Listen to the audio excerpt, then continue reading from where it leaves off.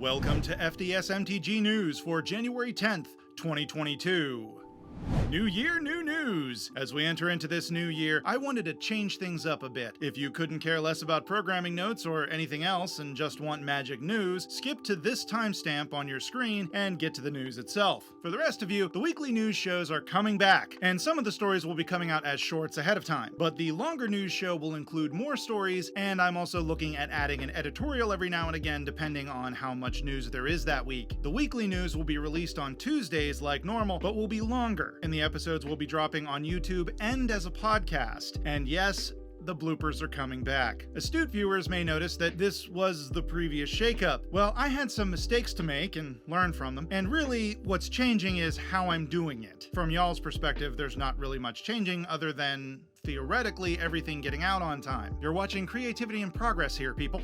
What does this mean for the regular FDS videos, where I review stuff, do how-tos, and talk about magic in general? Well, it means nothing. They will continue to be dropping on Fridays or Saturdays a couple times a month. I've got a great one coming out this Friday. Another bit of news about the channel. Yeah, I guess I turned this first story into a channel update, snuck that one in unintentionally. I'm starting a new channel. Yep, I'm starting another channel all about the new Disney trading card game Lorcana. I'm a Disney nut and a TCG nut, so this just made sense. You can follow that channel if you want. It's FDSDIS or FDSDIS if you want to keep up with Lorcana news. There isn't anything over there yet because Disney hasn't announced anything yet, at least as of recording. But there will be new stuff there soon. Now, I know you're asking, what if Lorcana sucks? And it might. There is a chance of that. I don't know. But if it does, well, then I'll just turn that channel into a general Disney channel where I talk about Disney stuff, or I'll just let it go dormant and we'll never speak of it again. Come join me!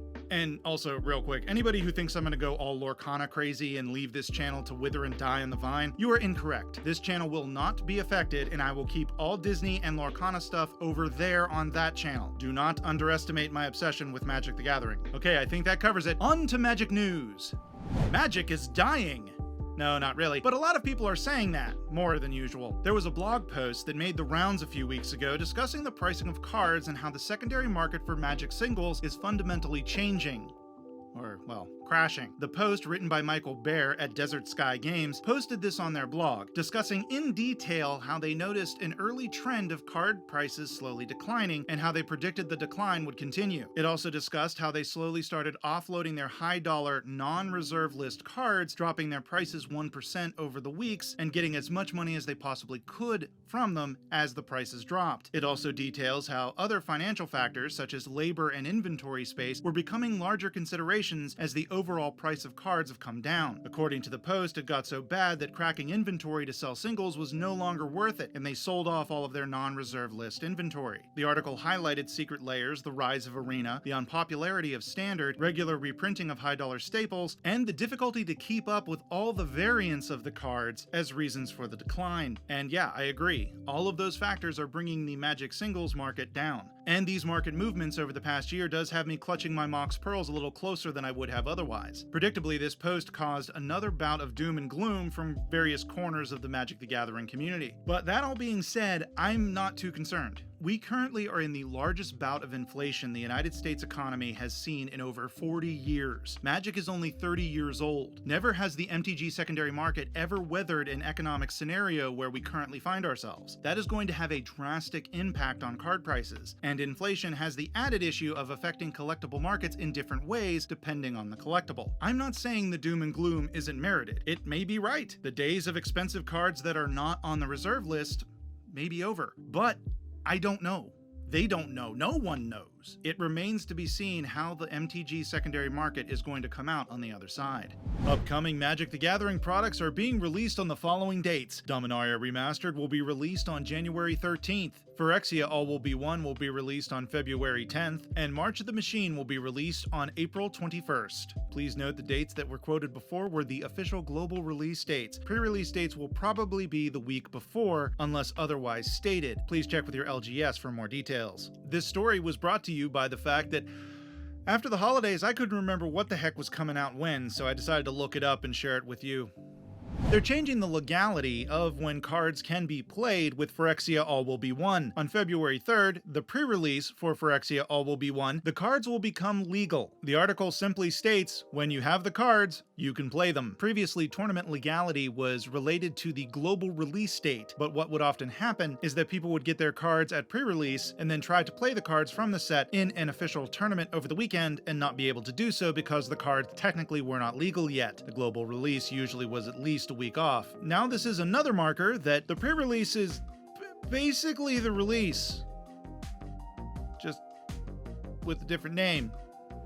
We have an update on the burn guy. Don't know who I'm talking about? Well, buckle up, this is a weird one. Back in 2015, a Redditor with the username jobs141910 posted in the Jobs for Bitcoin subreddit that they would pay Magic players to burn their copies of the Dark Ascension card Seance. It seemed like they were a speculator who had done a large buyout of the card and then was conducting an experiment on market manipulation. And it was quite the experiment as well, as they had dedicated $1,200 to the project, not counting how much they presumably spent on the buyout. 8 months later, the same username posted in the Spikes subreddit offering $38,000 worth of Bitcoin to any pro player who would be willing to build and pilot a deck in a high-profile tournament centered around the same card Seance. Specifically, they offered 90.5 Bitcoins, which at the time was $38,000, but today would be worth over 1.5 million, assuming the Bitcoin market hasn't gone down since I've recorded. And then, hilariously, in 2017, Seance was reprinted in Modern Masters 2017. And now, it seems someone is trying to offload their 10,000 copies of Seance on Facebook Marketplace. Now, honestly, we don't know for sure if this is the same person. This could very well be someone else who saw what Burn Guy was doing and decided to try and ride those coattails off into the sunset. But either way, this looks like it may be the final chapter of this weird little section in MTG history.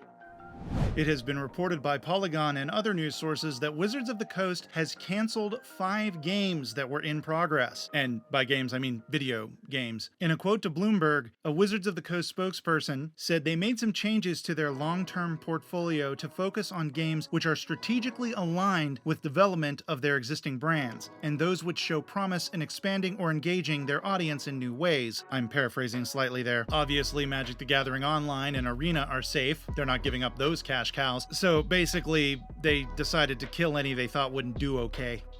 Big news out of Wizards today, not intentionally anyway. There was another massive leak of Phyrexia All Will Be One cards. Over 30 cards have been leaked. I will be sticking with the policy of not showing the cards, but I will say if you are interested in seeing them, go over on Reddit and check them out. I still encourage you to check out any content creators who eventually spoil these cards because it kinda sucks for them. And real quick, since this story originally aired, more leaks have come out, and we have all of the rares and mythics from All Will Be One. And we also know who is getting completed and who is safe. How did this happen? Well, reports on Twitter and Reddit say that these cards were found in Dominaria Remastered boosters. Apparently, there was a mix-up in printing, and some Dominaria Remastered boosters got All Will Be One rares or mythics. That's a whoopsie. No word yet from Wizards on this situation, as of recording. Between this and the OGL 1.1 leaks last week, the PR department over at Wizards is kind of having a bad time. That about does it for today. Like, subscribe, tell your friends about me, and check out my Patreon. Y'all have a wonderful day. Oh, and click on stuff. Let's record this again with proper lighting and not stuff in the shot. And I forgot to set my lighting correctly, and I recorded 3 videos. 1 entire news episode and 2, count them, 2 review videos. But the lighting was wrong. I would have probably tried to fix it in post if it wasn't for the fact that part of my teleprompter was in the shot. So, yeah, I would have had to punch in on a lot of stuff, and for the review videos, that mattered. So, here we are, square one. We meet again. The official release dates for the upcoming products from... And March of the Machine will be released on April 21st, while pumping out more shorts than a third world. There was a blog post that made the rounds a little bit ago discussing the pricing of cards and how the secondary market for Magic singles is There was a bog post? It was a bog post. in the Swamsvogel.